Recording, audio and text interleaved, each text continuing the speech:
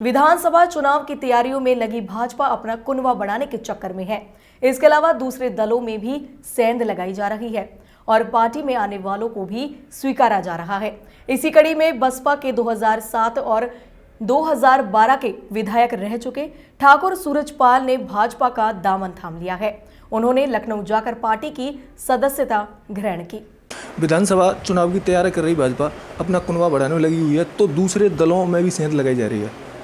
Party में आने वालों को भी स्वीकारा जा रहा है। बसपा पार्टी के 2 बार विधायक रह चुके ठाकुर सूरजपाल सिकरवार जी ने भाजपा का दामन थाम लिया है। हम जानेंगे उनसे पार्टी में जाने की वजह, उनको कैसा लगा है, कैसा महसूस किया है।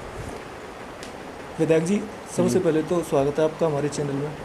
क्या कुछ कहना चाहोगे, कैसा लगा आपको पार्टी का दामन थामते हुए?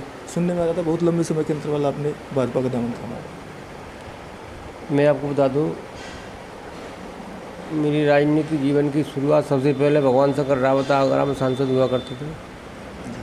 उनके साथ बैठकर मैंने बीजेपी में काम किया है शुरुआती में। कुछ दिन के बाद मौजूदा राजनीतिक परिस्थितियों को देखते हुए मैंने फतेहपुर सीकरी में फिर बीएसपी को तरफ रुख किया। क्षेत्रीय गणित को ध्यान में रखते हुए फतेहपुर सीकरी में मैंने दिन रात मेहनत की। तो 2007 में पहली बार विधायक बना, दूसरी बार 2012 में बना। क्षेत्र की जनता ने मुझे बहुत बड़ा सहयोग दिया। एक मिनी छपरौली में एक ऐतिहासिक जीत दर्ज की। तो मैं तो आभार प्रकट करता हूँ अपनी क्षेत्र की जनता का, मुझे जैसे कार्यकर्ता पर विश्वास कर और मुझे इतना बड़ा सम्मान क्षेत्र की जनता ने मुझे दिया। विधायक जी, जैसा सुनने में आ रहा था कि बसपा पार्टी से आपने 2007-2012 में एक ऐतिहासिक जीत हासिल की थी, तो उसके बाद आपने कांग्रेस पार्टी में जाने का भी विचार विमर्श किया था। मैं कांग्रेस पार्टी में नहीं गया था। मौजूदा परिस्थितियाँ थी, हम लोकसभा का टिकट मांग रहे थे। पार्टी ने लोकसभा का आगरा जनपद से हमारे किसी भी साथी को टिकट नहीं दिया। इस वजह से हम उसके विरोध में थे कि बाहर हमारे होते हुए या कैदियात वाले लोग नहीं हो, या सब तरीके से सक्षम थे, लड़ने वाले थे, दिन रात मेहनत करने वाले लोग थे, कर्मठ कार्यकर्ता थे पार्टी के पास में, फिर बाहरी प्रत्याशी को क्यों उतारा गया, इसका विरोध करके राजबब्बर का हमने सहयोग किया था। कांग्रेस हमने ज्वाइन नहीं की। अच्छा, काफ़ी समय से सुनने में आ रहा था कि आप भाजपा में जाने के इच्छुक हैं और ये हो भी गया है। कैसा लग रहा है? क्या कुछ सरकार की उपलब्धियां बताना चाहोगे? कैसा लग रहा है, कैसा नहीं लग रहा है?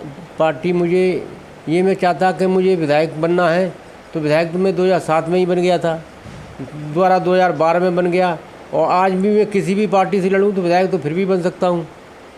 नहीं, मैं बसपा से विधायक नहीं बनता। मैं बसपा से भी विधायक बन सकता था, लोकदल से भी मेरे पास ऑफर था, सपा से भी मेरे पास ऑफर था, मेरे साथ में थे।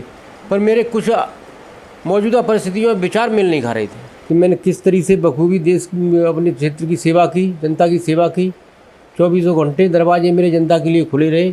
कोई ऐसा वक्त नहीं आया, रात के 2 बजे भी आदमी आया होगा तो मैंने 2 बजे भी अपने कार्यकर्ता का सम्मान किया होगा। मैंने अपने कार्यकर्ता को मिस कॉल पर पलट के जब जवाब पूछा होगा क्या कैसे फ़ोन किया। आजकल के दौर में देखता हूँ कि नेता के साथी लोग हैं वो भी फ़ोन नहीं उठा पाते, नेता की बात बहुत दूर की बात है। तो मैं तो अपने कार्यकर्ता को ये कहता था कि मेरे पास तो मिस कॉल छोड़ दीजिए, तो मैं आपसे लौट के बात कर लूँगा। ये तो कार्यशैली मेरी यही है, यही आपकी और यही मेरी धारणा रही है। मैं कोई भी मेरे क्षेत्र का कार्यकर्ता, मेरे क्षेत्र के जितने भी मेरे भाग्य विधाता थे, मैं क्षेत्र में घूमता था तो ये देखता था मुझे कहाँ काम कराना है। मैं किसी के कहने पर नहीं, मैं अपनी नज़र में अपने दौरा में ही देख लेता था कि यहाँ काम कराने की मुझे ज़्यादा ज़रूरत है, तो यहाँ काम मुझे पहला किया जाए। इसी कड़ी में ध्यान में रखते हुए मैंने क्षेत्र का संपूर्ण विकास कराया। हर गांव हर मजरे में मैंने विकास काम कराया।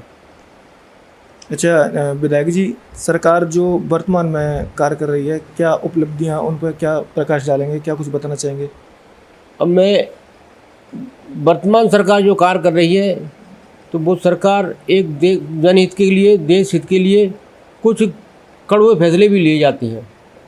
जब पुराना खंडहर मकान को तोड़ोगे तो उसमें मेहनत ज़्यादा करनी पड़ेगी सुधारने के लिए। तो मैं चाहता हूँ कि अच्छी बिल्डिंग बनानी होगी तो नींव गहरी लेनी पड़ेगी। अच्छी बिल्डिंग बनानी होगी तो नींव गहरी लेनी पड़ेगी। तो ये गहरी नींव देश के भविष्य के लिए, देश को मजबूत बनाने के लिए रखी जा रही है। बीजेपी, माननीय मोदी जी, योगी जी का जो दृष्टिकोण है देश के प्रति, जो उनकी भावना है, देश के प्रति समर्पित भाव, वो बहुत निष्पक्ष है, त्यागी है। न मोदी जी के पास में कुछ है, न योगी जी के पास में कुछ है। जो भी है देश के लिए है और देश के लिए कर रहे हैं। तो मैं भी उस कड़ी में क्यों न उनके साथ हो सके अपना भी थोड़ा बहुत योगदान दे सकूं अपनी सेवा का। जी बहुत बहुत धन्यवाद विधायक जी, आपने अवगत कराया भाजपा सरकार के कार्यों के बारे में। और क्या कुछ मतलब नया करने की आप उम्मीद रखते हैं? क्या जनता को किस तरह से मतलब फेवर करते हैं अगर आपको पुनः दोबारा विधायक बनाने की? मैं तो केवल सेवा भाव से पार्टी से जुड़ा हूँ और पार्टी किसी सुनेता तो मुझे जिस तरीके की जिम्मेदारी देगा तो मैं उसे बखूबी ईमानदारी से जैसे निभाया है वैसे ही तरीके से निभाऊंगा। मेरे लिए ये राजनीति पेशा नहीं, सेवा है।